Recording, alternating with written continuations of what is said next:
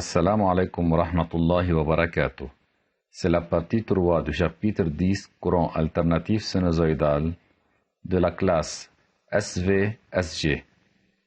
À la fin de cette vidéo, l'élève sera capable de comparer l'intensité du courant électrique circulant dans un circuit RC à la tension alternative sinusoïdale à ses bornes.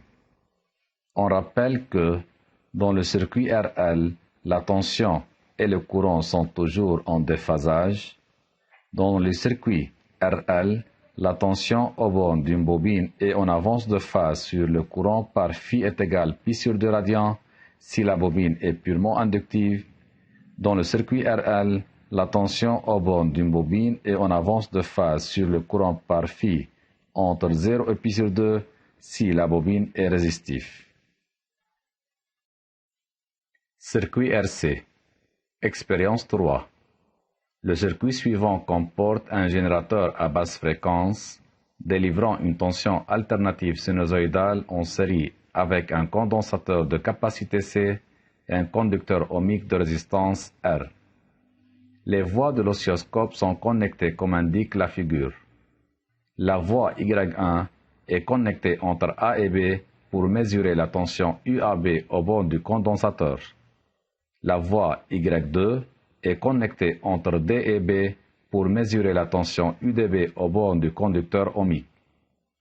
Le sens positif est indiqué sur la figure de B vers D.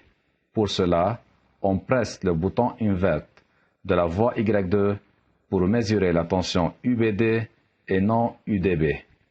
Selon la loi d'Ohm, UBD égale R fois I, alors la tension UBD représente l'image du courant I.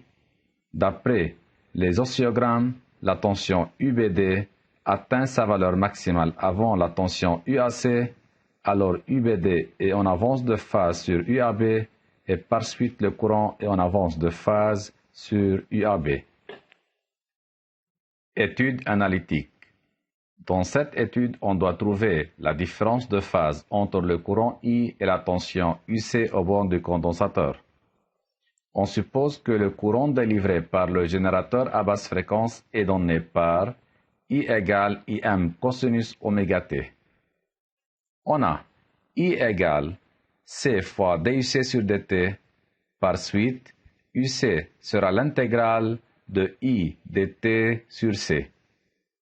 Donc, UC sera égal à 1 sur C, intégrale IM cosinus oméga T fois dt, égale IM sur C oméga sinus oméga T. Mais, sinus oméga T égale cosinus oméga T moins pi sur 2, par suite, UC sera égal à IM sur C oméga fois cosinus oméga T moins pi sur 2, égale UC max cosinus oméga T moins pi sur 2, où UC max est IM sur C oméga et la phase de UC est moins pi sur 2 radians. Alors, on peut trouver la différence de phase entre I et UC. Donc, la différence de phase de I par rapport à UC égale phase de I moins phase de UC égale 0 moins pi sur 2 égale pi sur 2 radians. Donc, on peut conclure que I est en avance de phase sur UC par pi sur 2 radians et on peut écrire que la différence de phase de I par rapport à UC est pi sur 2 radians et la différence de phase de UC par rapport à I égale moins pi sur 2 radians. Différence de phase entre UG et I. On suppose que I égale IM cosinus oméga T. Alors, la tension aux bornes de R est UR égale R fois I égale RIM cosinus oméga T. Et la tension aux bornes du condensateur est UC égale IM sur C oméga cosinus oméga T moins pi sur 2. On suppose que la tension délivrée par le générateur est UG égale U cosinus oméga T plus phi, où phi représente la différence de phase de UG par rapport à I. Donc, d'après la loi d'addition de tension, on a UAD égale UAB plus UBD. Donc, l'équation sera UG égale UC plus UR. Si on remplace les expressions de UC et UR, on obtient U cosinus oméga t plus phi égale IM sur C oméga cosinus oméga t moins pi sur 2 plus RIM cosinus oméga t. On prend deux valeurs particulières pour t. Pour t égale à 0, l'équation sera U cosinus 0 plus phi égale IM sur C oméga cosinus 0 moins pi sur 2 plus RIM cosinus 0. Donc, elle devient U cosinus phi égale 0 plus RIM. Alors, la forme finale de l'équation sera U cosinus phi égale RIM qui représente la première équation.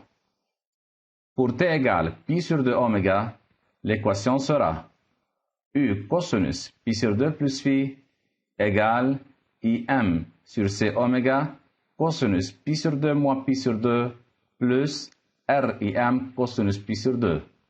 L'équation sera U cosinus pi sur 2 plus phi égale IM sur C oméga plus 0 implique moins U sinus phi sera égal à IM sur C oméga.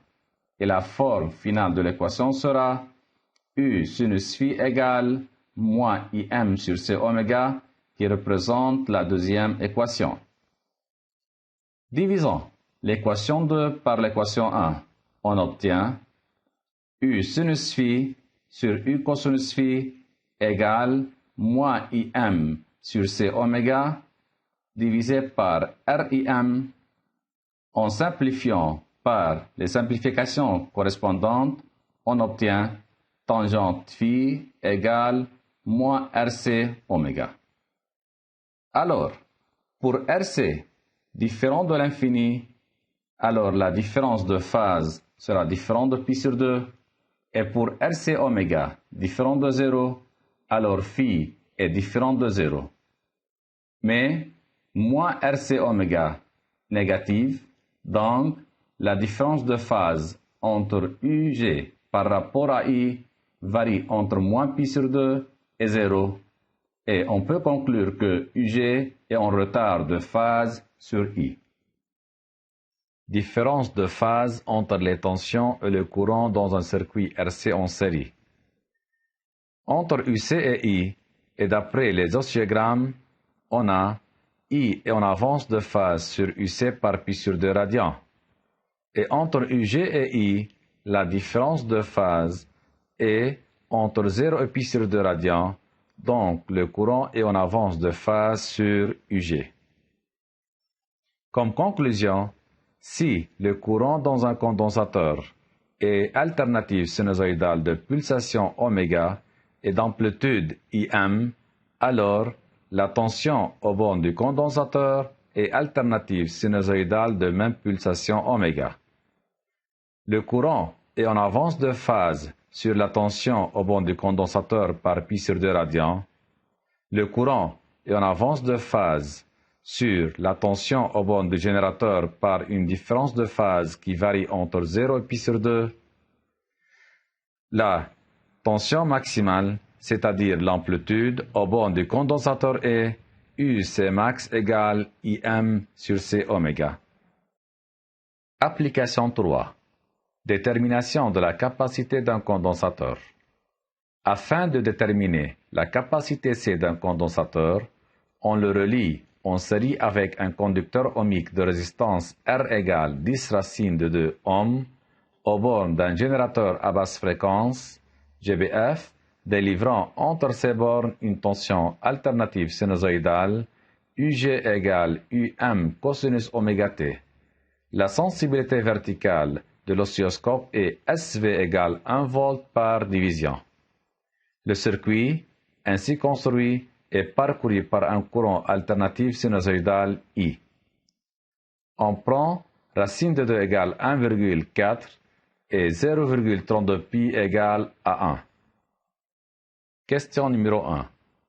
Redessinez le diagramme de la figure 1 en montrant les branchements de l'oscilloscope afin de visualiser les tensions UG égale UAD aux bornes du générateur et UR égale UBD aux bornes du conducteur ohmique.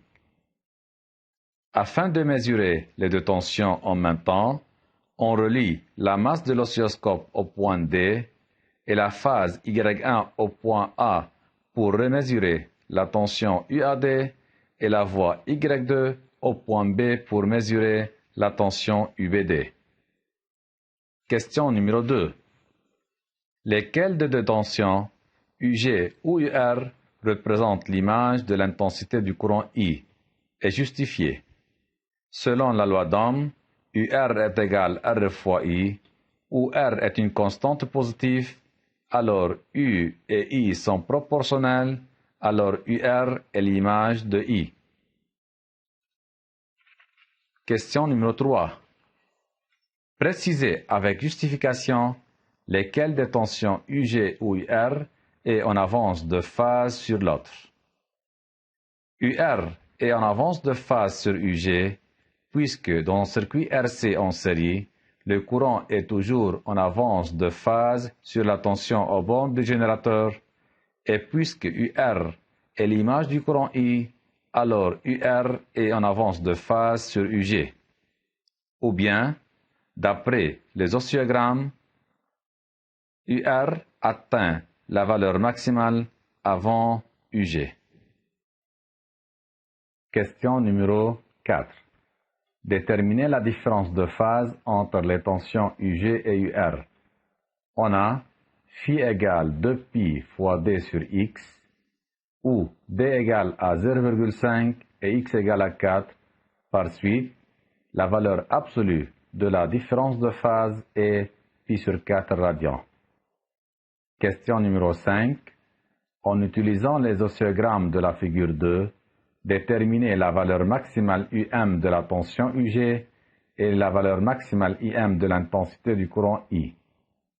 Selon les oscillogrammes, on a UGM égale Y fois SV égale 4 fois 1 égale 4 volts et URM égale Y fois SV égale 2,8 fois 1 égale 2,8 volts. Alors, la valeur maximale IM sera égale à URM sur R égale 2,8 sur 2 racine de 2 égale à 0,2 ampères. Écrire l'expression de l'intensité du courant I en fonction du temps. On a UG égale UM cosinus oméga t et UR égale URM cosinus oméga t plus la différence de phase entre UR et UG.